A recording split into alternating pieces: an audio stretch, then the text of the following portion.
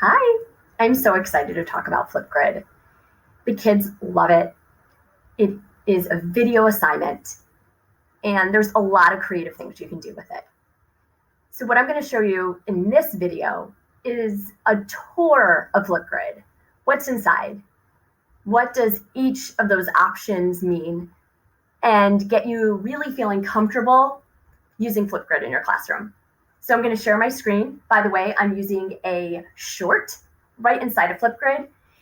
Your videos can't be any longer than 10 minutes, and it has a running timer or clock.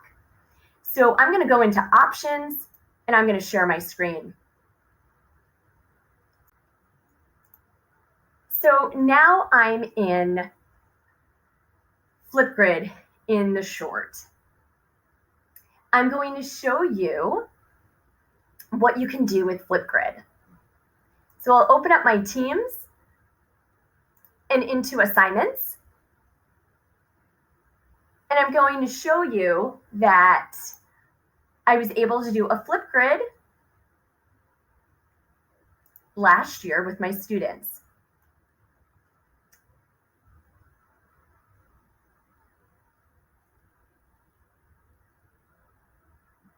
So Flipgrid assignment, mini lesson with Flipgrid, really pretty simple.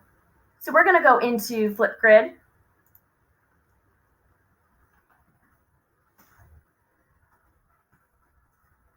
And I'm just going to walk you around. Flipgrid integrates with Microsoft really, really well. So I'm going to log in. And I just want to do a little tour of what's inside here. So we have groups and we have topics, groups and topics. So what this really means is groups are really for a whole class, right? So my social studies 7 class.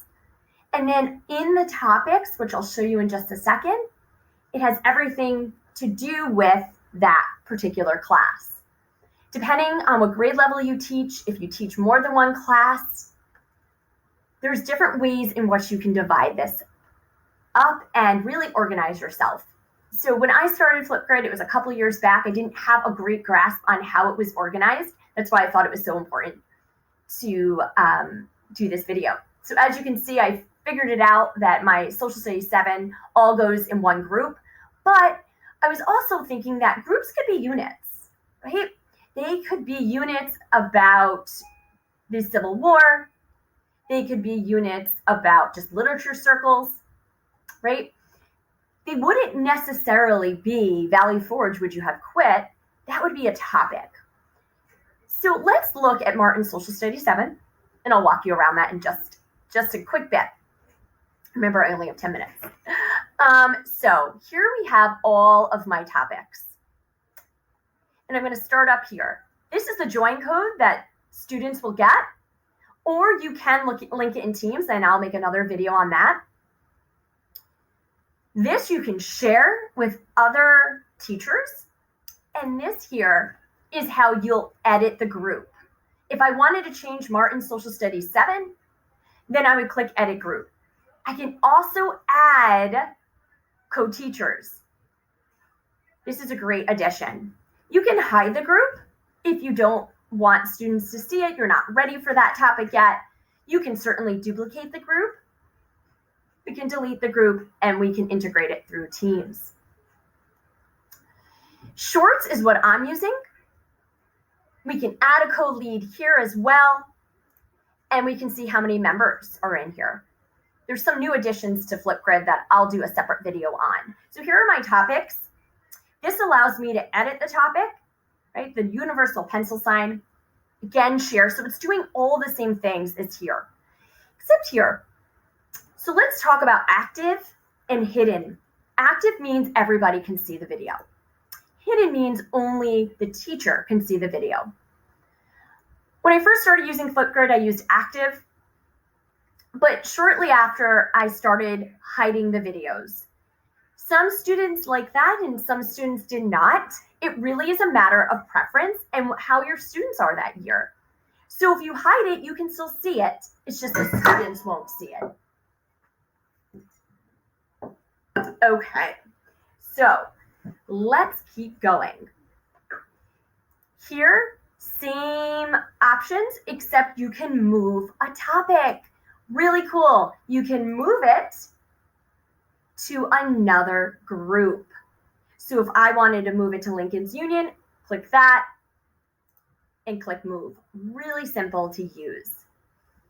And here we can move things up and down, right? Introductions. And in here is where the students would get all of the information they needed. So let's just look at Boston Massacre. Who did it? This would have been much better if the group was the American Revolution, right? In all of my lessons in here. You can also, especially if you're an elementary school teacher, 5th, 6th grade, at the middle school, your topics can be your daily activities.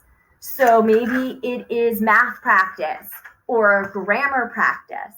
They could be specific activities, which in retrospect would be really neat. If I go back into the classroom, I will certainly use this for our bell ringers or our do nows. Maybe it's a reflection, but topics can be really powerful in your classroom, and keeping everybody organized is really key. So there's a couple other things I wanted to mention. There is Immersive Reader. Here we have it. Click this. It operates just like Microsoft 365. An amazing feature.